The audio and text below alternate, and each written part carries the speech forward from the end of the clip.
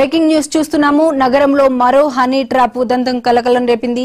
సూర్యాపేట జిల్లాకు చెందిన ఒక మహిళ వ్యాపారం పేరుతో పరిచయం పెంచుకొని సన్నిహితంగా మెలిగి ఆపై అసభ్యకర వీడియోలు రికార్డ్ చేసి బెదిరించడం రొటీన్ గా పెట్టుకుంది. ఆమెపై ఇప్పటికే రాచకొండ కమిషనరేట్ లో 8 కేసులు నమోదయ్యాయి. ఒక స్టేషన్ హౌస్ ఆఫీసర్ తో ఈ మహిళ రెండవ వివాహం జరిగింది. భర్తతో పాటు తన డ్రైవర్ ను కూడా మభ్యపెట్టి ఆమె డబ్బులు కాజేసినట్లు తెలుస్తోంది. నల్గొండ జిల్లాకు చెందిన కొందరు రాజకీయ నాయకులు మరియు పోలీసు అధికారులు సైతం ఈమె బారిన పడ్డారు. ఇంకా కొంతమంది బాధితులు ఉండే అవకాశం ఉందని పోలీసులు భావిస్తున్నారు. ఈ ఖిలాడి మహిళను హయత్ నగర్ లో అరెస్ట్ చేసిన పోలీసులు ఆమె నడిపిన ఎక్స్టార్షన్ మోసాల గుట్టు రట్టు చేసేందుకు దర్యాప్తును ముమ్మరం చేశారు.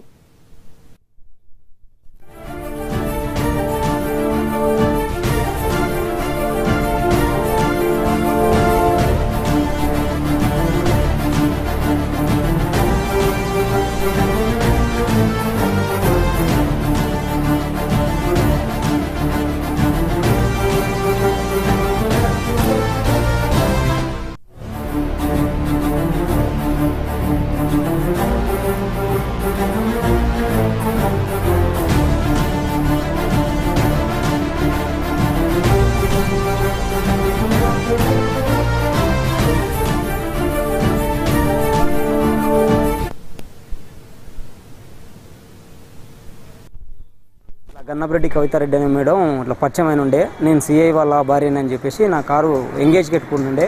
నాకు 2 నెలల తర్వాత కొద్దిగా డబ్బులు అవసరం ఉన్నాయి, మనకు గోల్డ్ ఇట్లా దగ్గర ఉంది, రావాలి, కొద్దిగా మనీ ఇప్పియమంటే నేను నాకు తెలిసిన కాడ నేను ఇచ్చాను, నాకు తెలిసిన వాళ్ళ దగ్గర నేను కొద్దిగా ఇప్పించినుంటే ఆ తర్వాత కొన్ని రోజుల తర్వాత నేను డబ్బులు అడుగుతుంటే ఇస్తా అని చెప్పేసి ఇవ్వలేదు. ఆ తర్వాత నాకు సుధారెడ్డి అనే అక్కని పరిచయం చేసినుండే. ఆ అక్క ఏమన్నాదంటే నాకు ల్యాండ్ ఉంది, మేము అమ్ముతున్నాం, ఆ డబ్బులు రాగానే ఇవి మొత్తం క్లోజ్ చేస్తా అని చెప్పారు. నేను 2-3 సార్లు వాళ్ళ ఇంటికి పోయాను, ఇట్లా డబ్బులు ఇస్తలే అని చెప్పేసి. ఒక 1 ఇయర్ నడిపినాక 1 ఇయర్ తర్వాత నేను ఇంటికి డబ్బులు ఇస్తలేని పోతే ఆడికి పోయేసరికి చాలా మంది తెలియక బాధ్యతరాలు చాలా మంది వచ్చిన ఇంటికి డబ్బులు అడుగుతా. ఆ తర్వాత మాకు తెలిసింది మేము ఇట్లా మోసపోయామని. ఇట్లా ఆల్రెడీ ఇంతకుముందుకే వేరే వాళ్ళని కూడా మోసం చేసిందని తెలిసినుండే.